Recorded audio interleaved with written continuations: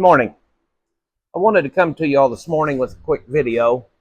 As y'all know, I'll do these every now and then.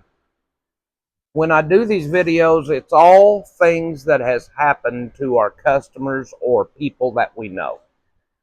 And as y'all know, right now we're in the height of trail riding season, and there's been some accidents with some riders and things like that, and they've gotten hurt. I know the circumstances behind them, and about all of it is preventable.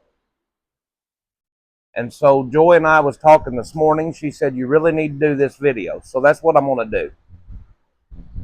If you go to a horse camp and you go down to get your horse out of the stall and he is bug-eyed, a-squealing, and is not right, let's just say your horse isn't right.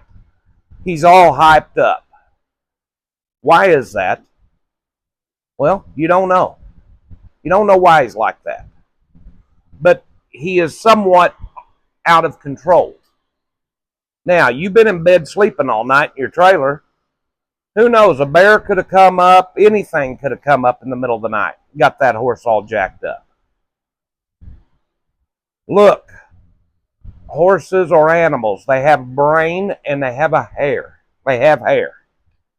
So, they have emotions just like we do. If that happens to you and your horse, the first thing you need to do is get up early, go check on your horse, check your horse out before you're getting ready to go out and ride.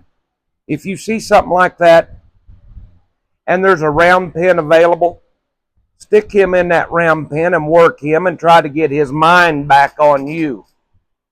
Get his mind back on you. If you do that and he kind of calms down, you've had a problem this morning. Do not try to get on him in a crowd of people. And I'm going to tell you why. And I'm just going to say it. A lot of people are stupid. A lot of people do not pay no attention to their surroundings. You are not on their mind. They may come riding through as hard as their old horse could go. You're trying to get your horse down. And they've got their horse jacked up just riding like hell through there. Get off by yourself somewhere. Get off by yourself. Maybe even go back to the round pen. Get on your horse. Check him out in a confined space. And then if everything starts feeling comfortable, then go ahead and get your horse out. Excuse me. The main thing you've got to do is be aware of your surroundings. Be aware of the situations that are out there. And I'll give you a prime example. We went on a trail ride one time. We had a young couple there with their daughter. I had some other people there that were not all that experienced riders, or they were riding somewhat green horses. And I had rode through on mine. I saw 4 horses that were acting ignorant.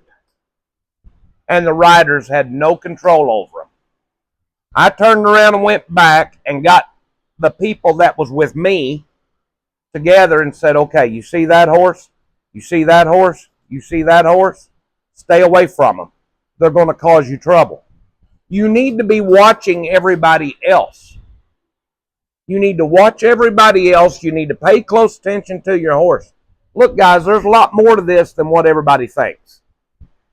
And I'm not wanting to sit here and say don't go on big rides. We love going on big rides. But I'll promise every one of you this.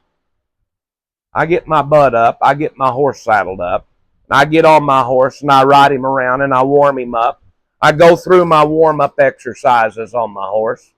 I make sure my horse's mind is right. And the whole time I'm doing it, I'm watching all around me. I'm watching all around me. Horses feed off this stuff. They feed off of it. If a horse is ignorant, your horse is going to feel the need he needs to be ignorant if you're not careful. If you don't have control, if you don't have tools to de-escalate problems. These are just some of the things. I've been at horse camps before.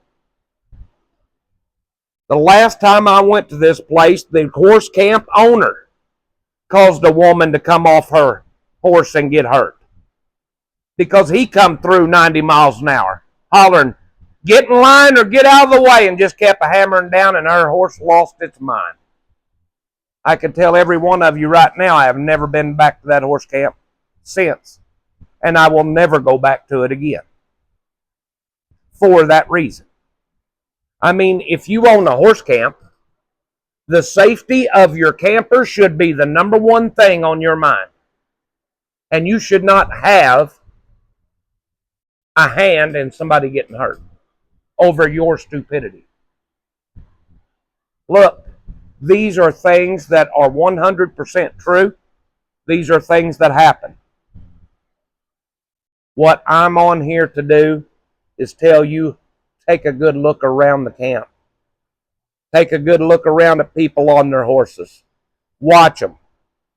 It's just like when I do a clinic and I've got riders in there.